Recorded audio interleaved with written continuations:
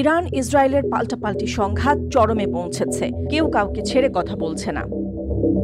ইরানের পাল্টা হামলায় রীতিমতো শঙ্কায় আছে ইসরায়েল। এরই মধ্যে তাদের আকাশ প্রতিরক্ষা ব্যবস্থা ভেঙে পড়েছে। বিশেষজ্ঞদের মতে এ অবস্থায় ইসরায়েল চাচ্ছে যুক্তরাষ্ট্রের পূর্ণ সমর্থন, আর তেল আবিবের নজর ইরানের ভূগর্ভে নির্মিত পারমাণবিক স্থাপনাগুলোর ওপর আঘাত হানতে সক্ষম যে অস্ত্র তার দিকে। এটি এখনও অব্যবহৃতই রয়ে গেছে এবং সেটি এখন পর্যন্ত ইসরায়েলের নাগালের বাইরে রয়েছে। এটির নাম GBU-57AB massive ordinance penetrator MOP, যা সম্পূর্ণভাবে মার্কিন যুক্তরাষ্ট্রের নিয়ন্ত্রণে। MOP কোনো পারমাণবিক বোমা নয়, এটি থেকে নিউক্লিয়ার বিস্ফোরণ ঘটে না, কিন্তু এটি এমন একটি নন নিউক্লিয়ার বাংকার ব্লাস্টার বা বোমা যা মাটির নিচের বাংকার ধ্বংস করে ফেলতে পারে। এই ধরনের বোমার দিক থেকে এটি পৃথিবীতে সবচেয়ে বড়। সামরিক বিশেষজ্ঞদের মতে এটি সম্ভবত ইরানের পারমাণবিক স্থাপনা ফর্দো কমপ্লেক্সকেও ভেদ করে বিস্ফোরণ ঘটাতে পারে, যা কিনা পাহাড়ের অনেক নিচে অবস্থিত।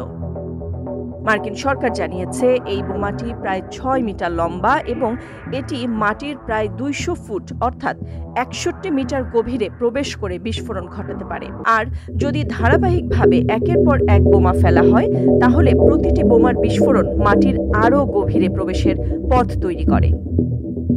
MOP বোমা নির্মাণ করেছে বোয়িং। এটি এর আগে কখনো যুদ্ধে ব্যবহার করা হয়নি, তবে এটি যুক্তরাষ্ট্রের নিউ মেক্সিকো অঙ্গরাজ্যের হোয়াইট স্যান্ডস মিসাইল রেঞ্জে পরীক্ষা করা হয়েছে। বোমাটি প্রায় 21,600 পাউন্ড বা 9,800 কেজির ম্যাসিভ অর্ডিন্যান্স এয়ার ব্লাস্ট বোমার চেয়েও বেশি শক্তিশালী। একে মাদার অব অল বোমসও বলা হয়। এখন পর্যন্ত এটি 2017 সালে আফগানিস্তানে ব্যবহার করা হয়েছিল। এই বোমা বহনকারী বিমানটি পৃথিবীর যে কোনো জায়গায় 1 ঘন্টার মাঝে পৌঁছতে সক্ষম বলে জানিয়েছে সামরিক বিশেষজ্ঞরা। জানান, ইরানের মতো শক্তিশালী আকাশ প্রতিরক্ষা ব্যবস্থা রয়েছে এমন কোনো দেশের বিরুদ্ধে যদি MOP বোমা ব্যবহার করা হয়, তাহলে B-2 বিমানের পাশাপাশি F-22 বিমান এবং ড্রোনও লাগবে। আর এমন বোমার সংখ্যা আমেরিকাতে খুব সীমিত বলেও জানিয়েছেন তারা। তেহরান থেকে প্রায় 600 মাইল দক্ষিণ পশ্চিমে কোম শহরের কাছে একটি পর্বতের নিচে ইরানের পারমাণবিক স্থাপনাটি অবস্থিত। এই স্থাপনাটি প্রায় 80 মিটার বা 260 ফুট পাথর ও মাটির গভীরে অবস্থিত। শুধু তাই নয়, এটি ইরান ও রাশিয়ার বিমান প্রতিরক্ষা ব্যবস্থা দ্বারা সুরক্ষিত।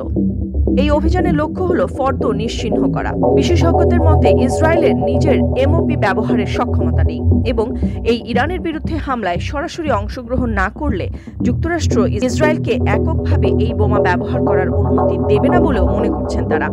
ফলে ইরানের বিরুদ্ধে শেষ অবধি এই বোমা ব্যবহার হবে কিনা তা নির্ভর করছে যুক্তরাষ্ট্র এখানে কতটা সরাসরি জড়াতে প্রস্তুত। নাদিরা জাহান, নিউজ ডেস্ক, সারা বাংলা।